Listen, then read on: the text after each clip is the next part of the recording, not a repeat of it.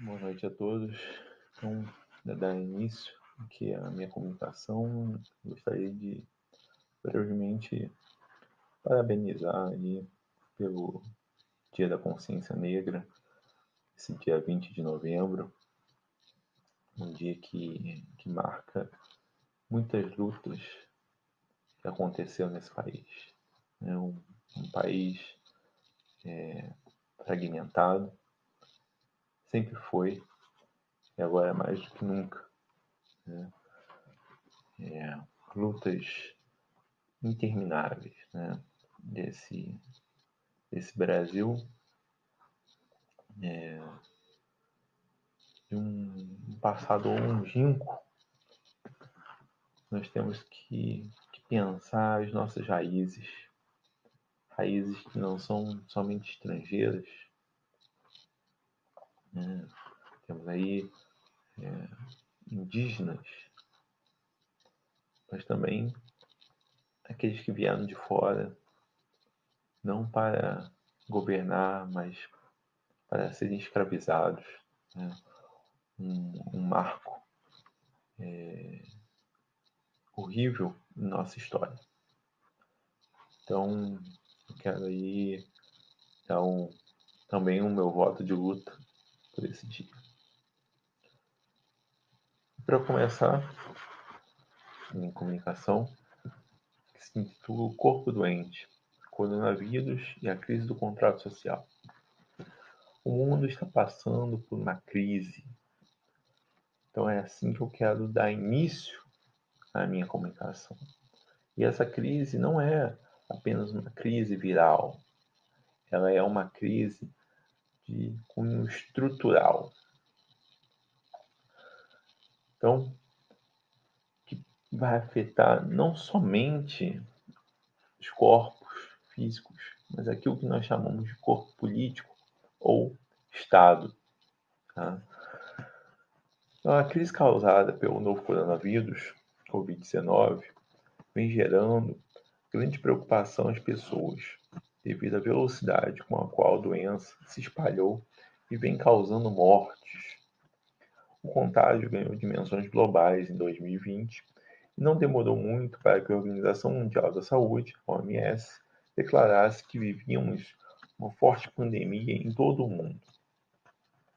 Aos poucos, cidades, estados e países começaram a fechar suas fronteiras e a restringir a locomoção das pessoas, recomendando ou até mesmo decretando que as pessoas fiquem em casa para evitar a disseminação do vírus entre as pessoas em uma tentativa de achatar a curva da contaminação. Então, esse foi o nosso início desse processo viral ao qual estamos enfrentando ainda hoje. Tá? Não terminamos isso ainda. Estamos ainda sob uma quarentena, mesmo que com uma certa flexibilidade, e eu acredito que não era o momento de abrir. Né? Deveríamos continuar ainda reclusos, como aqui estamos, né? Cada um na sua casa, mas promovendo esse evento. Tais medidas foram determinantes para limitar o livre comércio, afetando seriamente a economia dos países e os dogmas liberais anteriormente defendidos. Isso levou ao crescente aumento de mensagens nas redes sociais sobre o coronavírus. Muitas delas são fake news, o que prejudica muito o conhecimento sobre a pandemia que nos assola. Entre pesquisas científicas reais, falsas pesquisas, tratamento indevido, teorias conspiratórias, etc. Muita coisa tem sido dita sobre o vírus. Ainda há muita discussão com relação às medidas impostas pela maioria dos governos.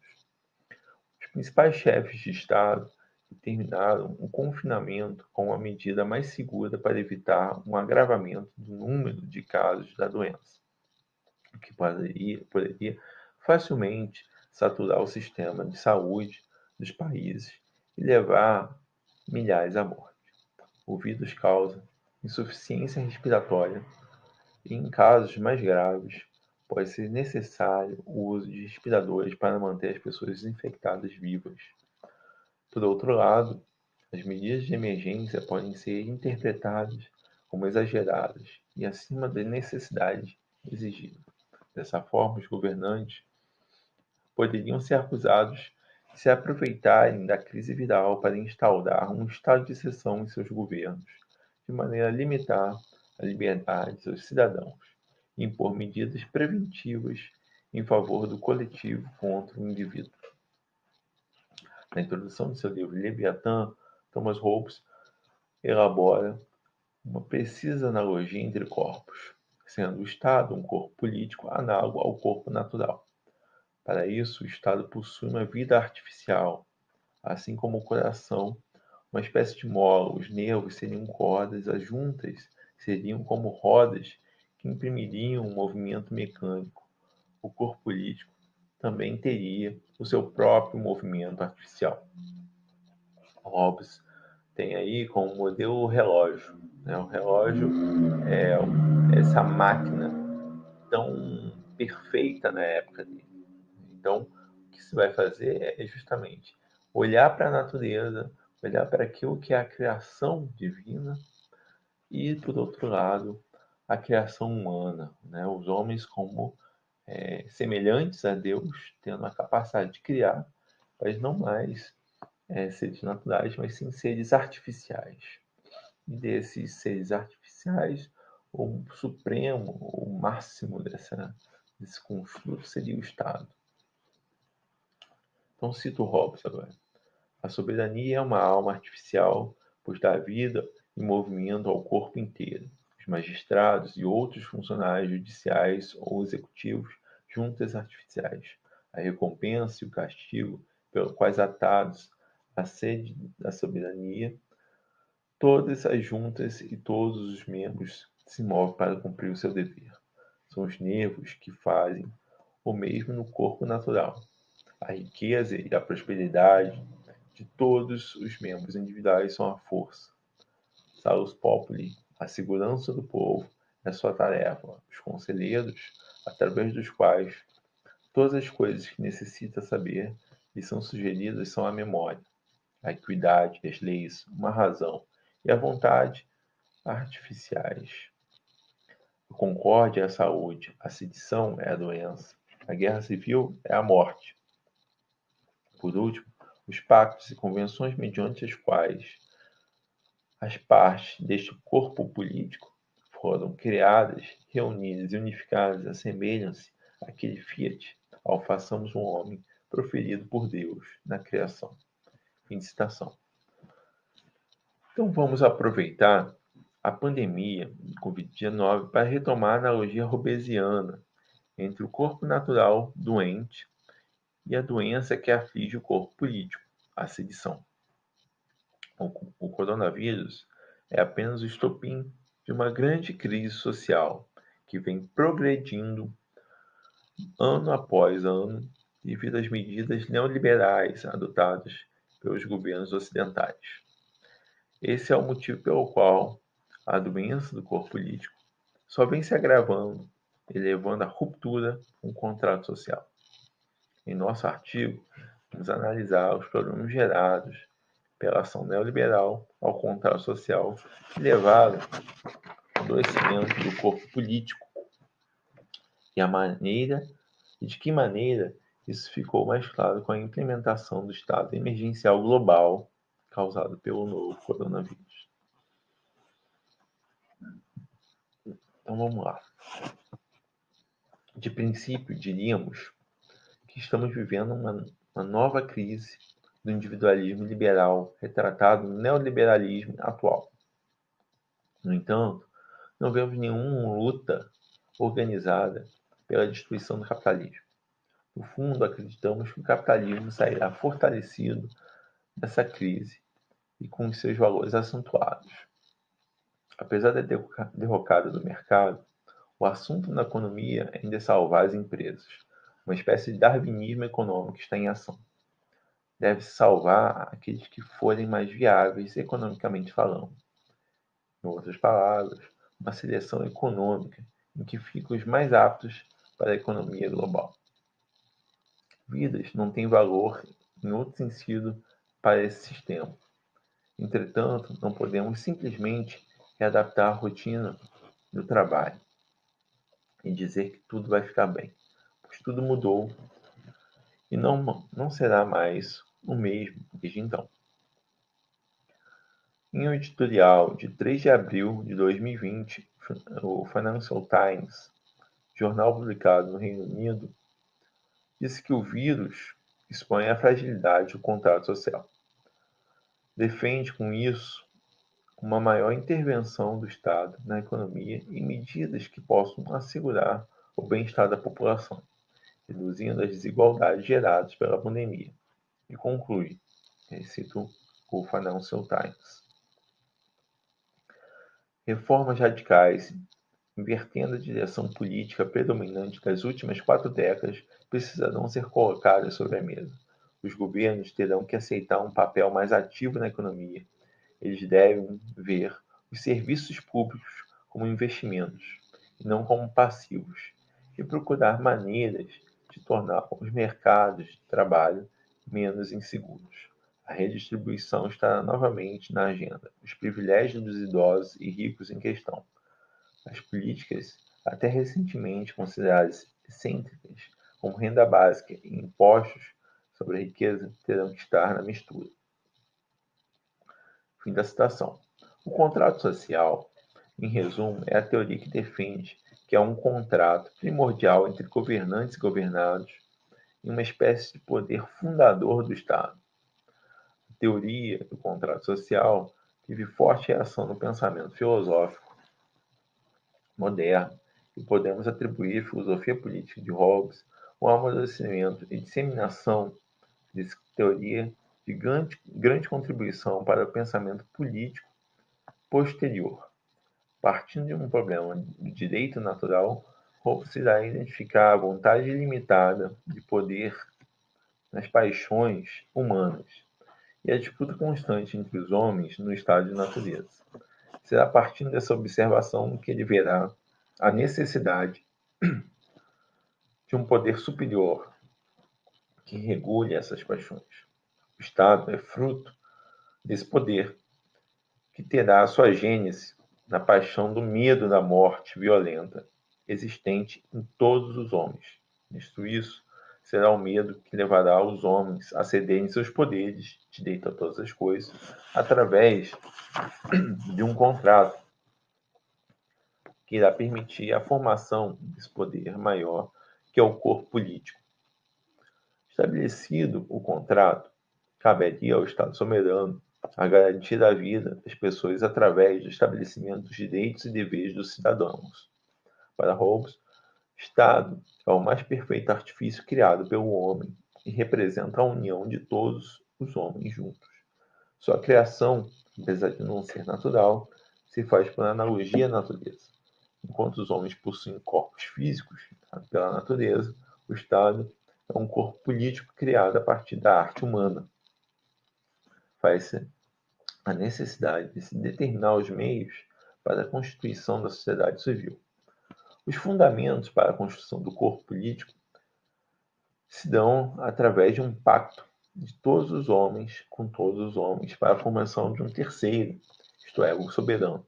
O pacto não é feito entre o povo e o soberano, pois as pessoas não possuem nenhuma unidade para se chamar de povo antes da existência da sociedade, assim como o soberano só passa a existir depois do pacto.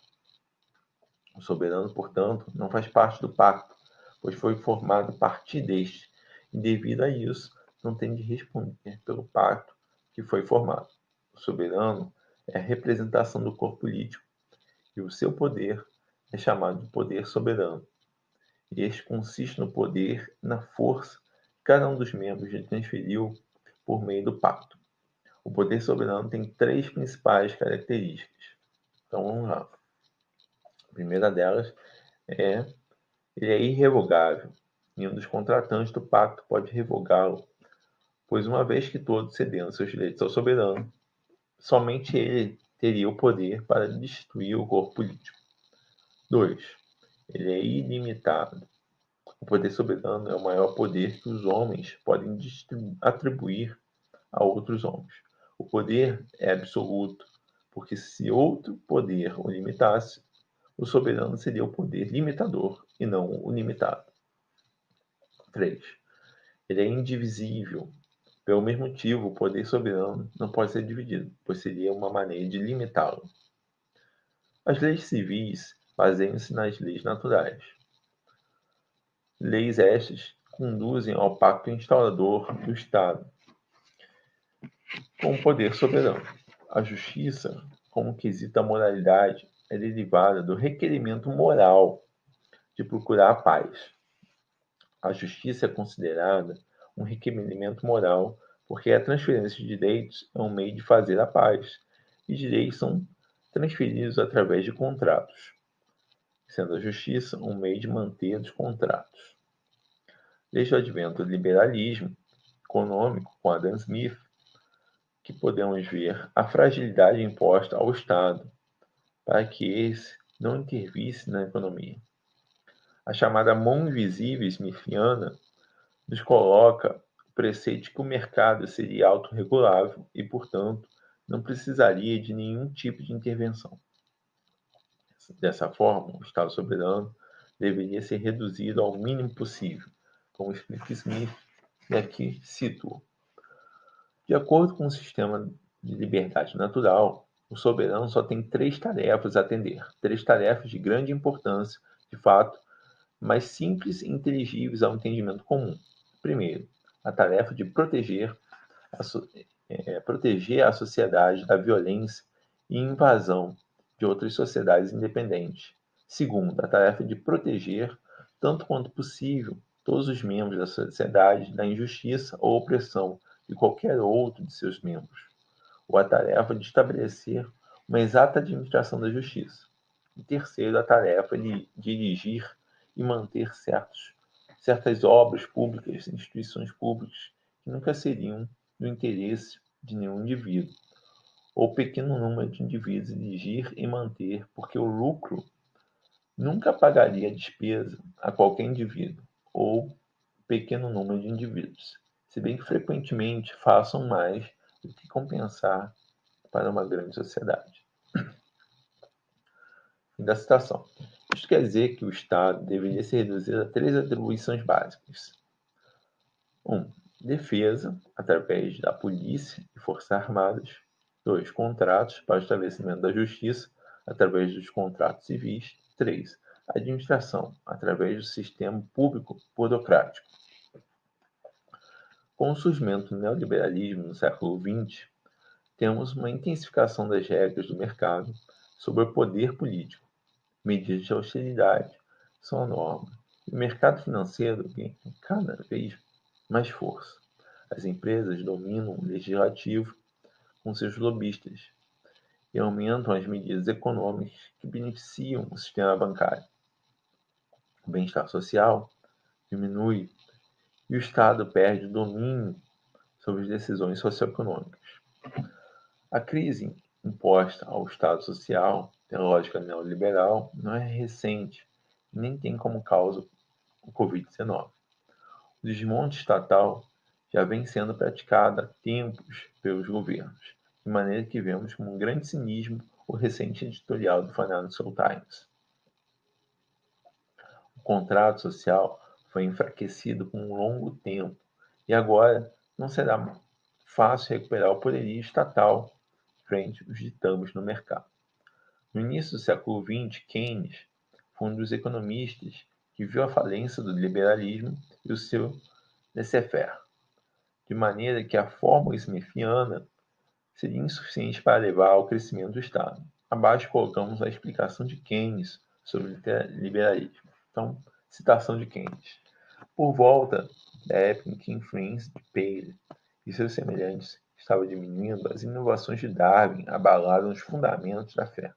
Nada poderia parecer mais contrário do que a antiga doutrina e a nova. A doutrina que encarava o mundo como obra do divino relojoeiro, e a doutrina que parecia extrair tudo do acaso, do caos e do passado remoto. Mas neste ponto, as novas ideias iam ao encontro das antigas. Os economistas ensinavam que a riqueza, o comércio e a maquinaria provinham da livre competição e que a livre competição construíra Londres. Contudo, os darwinistas puderam avançar um pouco mais, segundo eles. O próprio homem resultara da livre concorrência. O olho humano não era mais a demonstração de um desígnio capaz de coordenar milagrosamente, da melhor maneira, todas as coisas. Ele era a suprema realização do acaso, funcionando sob a condição de livre concorrência e de laissez-faire. O princípio de sobrevivência do mais apto poderia ser encarado como uma ampla generalização da economia ricardiana. À luz dessa síntese, as interferências socialistas tornaram-se não apenas ineficientes, mas ímpias, como se fossem calculadas para retardar o movimento progressivo do poderoso progresso pelo qual nós, como Afrodite, tínhamos emergido do lado primitivo do oceano. Fim de citação. O economista David Ricardo, outro grande desenvolvedor das ideias liberais, era amigo de Thomas Malthus, que teria escrito o famoso Ensaio sobre a População, no qual defendeu a teoria para o controle do aumento populacional e que ficou conhecida como teoria malthusiana ou malthusianismo. Charles Darwin foi ávido leitor de Malthus e desenvolveu suas ideias na origem das espécies, baseadas na teoria malthusiana. É certo ainda a utilização de Darwin, tanto na biologia quanto na economia, o que nos faz levantar a hipótese de que a seleção natural continua a ser a teoria principal para pensar o fator biológico, justamente pela sua utilidade econômica. Ou seja, a sua validação na biologia nada mais é do que uma justificativa para utilizar essa teoria na economia. Segundo Dardot e Laval, a leitura de Darwin influenciará Herbert Spencer a escrever em sua obra Princípios da Biologia a famosa expressão sobrevivência dos mais aptos, que teria uma correspondência à expressão seleção natural, cunhada por Darwin. Posteriormente, o próprio Darwin acrescentaria a expressão de Spencer a partir da sexta edição da Origem das Espécies, de 1872. Aqui cito Dardot e Laval. Convém sublinhar a virada que o pensamento de Spencer representa na história do liberalismo. O ponto decisivo que permite a passagem da lei da evolução biológica para suas consequências políticas é a prevalência na vida social da luta pela sobrevivência. Sem dúvida, a referência a Malthus ainda é muito importante em Spencer. Nem todos os homens são convidados para o grande banquete da natureza. A essa influência, porém, somou-se a ideia de que a competição entre os indivíduos constituía, para a espécie humana, que nisso é assimilável às outras espécies. O próprio princípio do progresso da humanidade, daí a assimilação da concorrência econômica a uma luta vital geral, que é preciso deixar que se desenvolva para que a evolução não seja interrompida. Daí as principais consequências que examinamos antes, em especial a que condenavam a ajuda aos mais necessitados, que deveriam ser abandonados à própria sorte. Fim de citação. As teorias de Spencer aplicadas à sociedade levaram ao desenvolvimento do termo darwinismo social, para se referir a esse processo de seleção econômica, análogo ao processo de seleção natural observado por Darwin na natureza.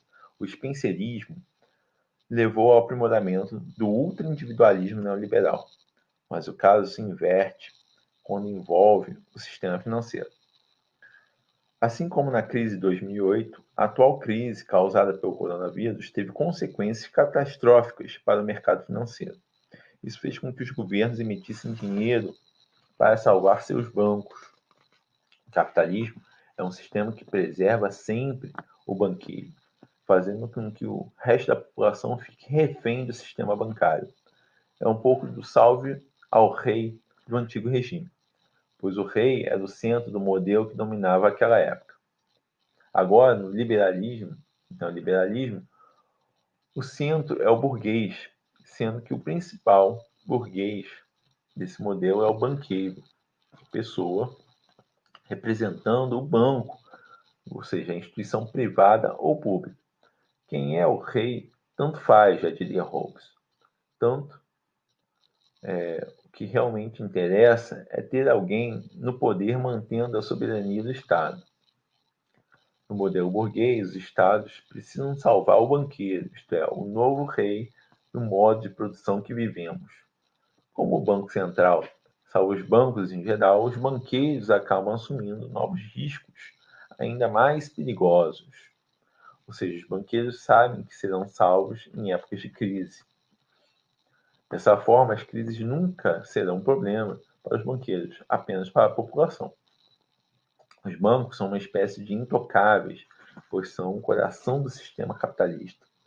A pergunta que fazemos é: há melhor momento para se derrubar o capitalismo senão em uma crise? Devemos salvar esse sistema? Se desejamos permanecer no capitalismo, a resposta é sim. Se desejamos acabar com o capitalismo, a resposta é não.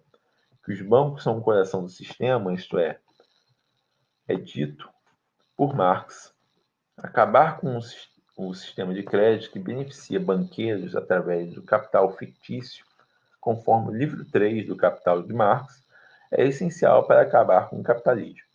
Na época de Marx, o padrão ouro ainda estava em vigor e todo o dinheiro era lastreado em ouro. No entanto, segundo David Harvey, Marx percebeu que, cito Harvey, um sistema monetário baseado puramente em mercadorias e dinheiro age como uma barreira ao avanço de acumulação do capital, porque há uma quantidade limitada de dinheiro à disposição. Há um perigo claro e constante daqui que hoje chamamos de repressão financeira, que ocorre quando não há dinheiro suficiente de nenhum tipo para fazer circular o volume crescente de mercadorias que são produzidas à medida que avança a acumulação de capital. As moedas de crédito se tornam, portanto, não só necessárias, mas cruciais para a expansão contínua do capitalismo. Fim de citação. No início da pandemia, enquanto o petróleo e outros commodities despencavam no mercado financeiro, o ouro se manteve em alta. A moeda utilizada nos Estados nacionais é baseada no sistema de crédito e, portanto, tem sua confiança nos títulos que emite, já que não é lastreada em nenhum metal. Mas em épocas de crise, se procura confiar novamente nos metais ao invés dos títulos emitidos pelo Tesouro, pois, de acordo com Marx, cito Marx, o crédito, sendo uma forma social de riqueza, desloca o dinheiro e usurpa sua posição. É a confiança no caráter social da produção que faz com que a forma dinheiro dos produtos apareça como algo meramente evanescente, ideal como uma mera noção. Mas tão logo o crédito é abalado, e essa é uma fase regular e necessária do ciclo da indústria moderna, supõe-se que toda a riqueza real é efetiva e repentinamente transformada em dinheiro, em ouro e prata. Uma demanda insana, mas que surge necessariamente do próprio sistema. E o ouro e a prata necessários para satisfazer essa imensa demanda atingem um valor de alguns milhões no cofre do banco. Fim de citação. Mesmo não conhecendo a moeda fiduciária, Marx conseguiu prever o quanto o capitalismo precisaria se libertar da moeda mercadoria para continuar a crescer indefinidamente, apesar de demonstrar o quanto esse crescimento exponencial seria um problema para o próprio capitalismo, justamente pelo caráter usurpador do crédito. Ou seja, a moeda, que não é baseada em nada além de títulos do tesouro, é uma moeda mais volúvel. Por um lado, isso possibilita um crescimento indefinido da economia. Por outro lado, é um capital mais incerto e volátil. capaz de criar bolhas especulativas que podem vir a estourar a qualquer momento e causar uma crise da economia global, como o caso da crise de 2008, por exemplo. Segundo a linguagem marxiana, o crédito intensifica ainda mais a produção do mais-valor, isto é, o valor que é produzido em cima da força de trabalho não paga. Nos manuscritos, Marx dirá que, cito Marx, numa sociedade que se encontra em crescente prosperidade, apenas os mais ricos entram, entre todos, podem viver do juro sobre o dinheiro. Todos os outros obrigam-se, com seu capital, a montar um negócio ou lançá-lo no comércio. Desta maneira, a concorrência entre os capitais torna-se, portanto, maior, a concentração dos capitais torna-se maior, os grandes capitalistas levam à ruína pequenos e uma parte dos capitalistas de outrora baixa a classe dos trabalhadores, a qual, com esta entrada, sofre uma parte novamente, uma redução do salário e cai numa dependência ainda maior dos poucos grandes capitalistas. Fim de citação. Essa passagem do manuscritos é uma passagem muito interessante de nós nos prendermos um pouco a ela. Por quê? Porque ela tem muito a ver com o que nós estamos vivenciando hoje. Percebam, Marx está apresentando uma espécie de tripé do capitalismo. Então, no topo, nós temos os banqueiros. E nas bases de cada um, né, das arestas aí, nós temos o quê? O capitalista, né, o burguês, e o trabalhador, né, aquele que trabalha, então, para o burguês. O que acontece? Tanto o burguês quanto o trabalhador, eles estão imersos a um sistema ideológico que faz com que eles continuem reproduzindo o sistema. Então, cada um à sua maneira, ou seja, o burguês lucrando em cima do trabalhador e o trabalhador acreditando que o seu ofício vai contribuir para que ele tenha uma vida melhor. Enquanto isso, os banqueiros eles estão por cima. Eles são aqueles que fornecem um crédito ao burguês e dominam todo o sistema. Então, o que está acontecendo hoje? Nós temos aí, nessa crise, os grandes capitalistas, que são banqueiros, mega empresários, lucrando cada vez mais com a pandemia, o aumento da riqueza dos grandes bilionários do mundo nessa época de pandemia. E um outro fator que o Marx está apontando, os grandes burgueses acabando com os pequenos burgueses. Vamos olhar um pouco para a situação do nosso país, em que não se escolheu salvar os pequenos burgueses, né, os pequenos comerciantes, não se optou por isso. Se beneficiou os grandes e se deixou que várias pessoas quebrassem as suas empresas, né, as suas pequenas empresas, o seu pequeno comércio, né? Se deu um auxílio muito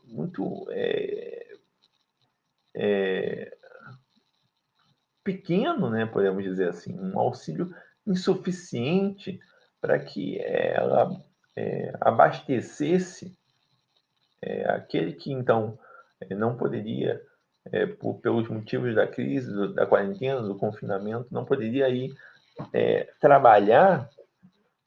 Ele recebeu uma quantia muito irrisória, né? Longe aí dos $1.000 defendidos pelo presidente na conferência da ONU, né? Muito abaixo, mesmo somado, né, tudo, foi muito abaixo disso. E isso é insuficiente inclusive para fazer com que a economia volte a girar, porque se o trabalhador não tem dinheiro, ele não vai comprar, então não tem consumo, então a economia não gira e aí fica a estagnação. E nós percebemos, né, que há ganhadores com essa crise, né? O vírus ele não se apresentou igualitário, apesar de todos sermos humanos capazes de pegar o vírus igualmente, existe uma parcela da população que né, que pôde se confinar, se resguardar em casa e outros não. É um exemplo básico, né, enquanto a classe média, média alta, em casa esteve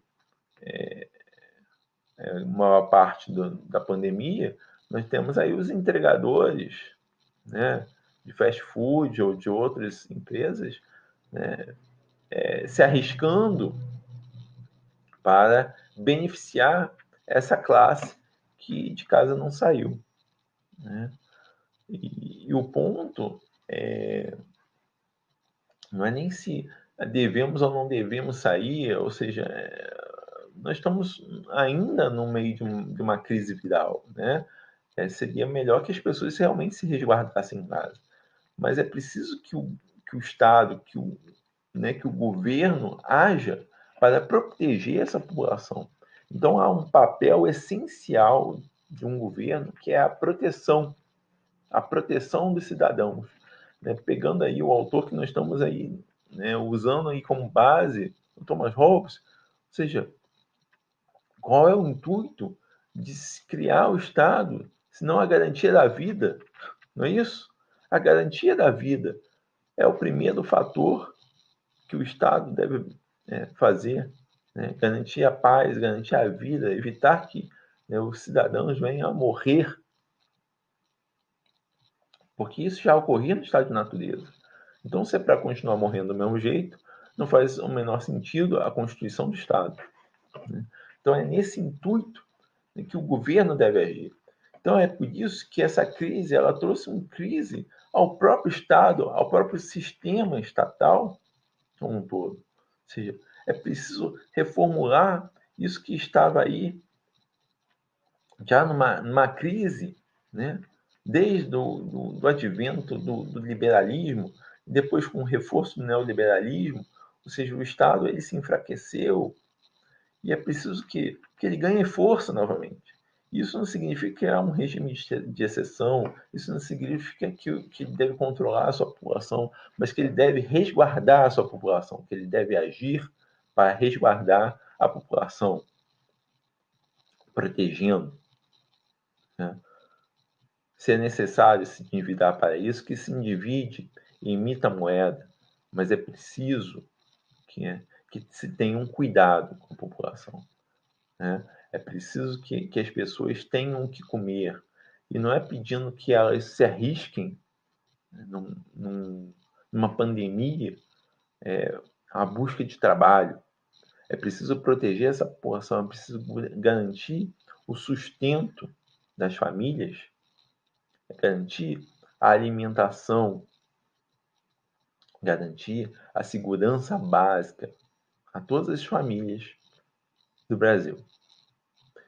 E não só do Brasil, né? Nós estamos aqui situando, né, mais especificamente, mas essa é uma crise global. Então, cabe a cada um dos governos utilizar da máquina estatal, do aparelho estatal, para resguardar as suas populações. Então, finalizando aqui o texto, a sociedade capitalista é uma sociedade inerentemente desigual, o que acarretou o adoecimento do corpo político.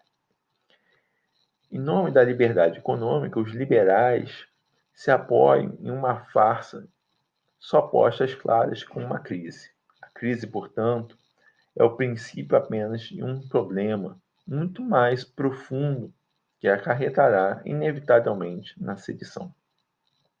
Esse é o momento certo para se construir um novo contrato social para o bem da população. Deve ser um contrato cidadão que respeite, em primeiro lugar, o povo e retire do mercado as decisões soberanas da nação. Como nos lembra Hobbes em seu Leviatã, o medo é um motivo legítimo para estabelecer um contrato.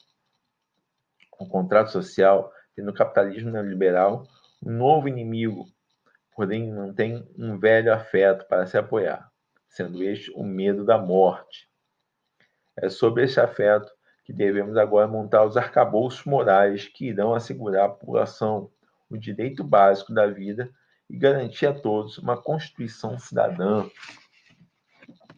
Então é exatamente isso que se espera de um Estado. Ou seja, se se fala aí de um restabelecimento do contrato social, um fortalecimento do contrato social, é preciso entender que esse contrato ele já está em crise há muito tempo. Ele só vem se enfraquecendo cada vez mais. Ou seja, o Estado ele deixou de agir, deixou de resguardar a população para beneficiar o mercado. E depois da financiarização do mercado, isso se exacerbou de uma tal maneira que se perdeu o controle. Né? É muito claro, diante de uma crise, que não existe mercado autorregulável. E se há uma regulação, essa regulação vem do Estado. Mas agora, antes de salvar os mercados, é preciso salvar a população, porque é esta que está morrendo. E com isso, eu encerro aqui a minha palestra. Muito obrigado.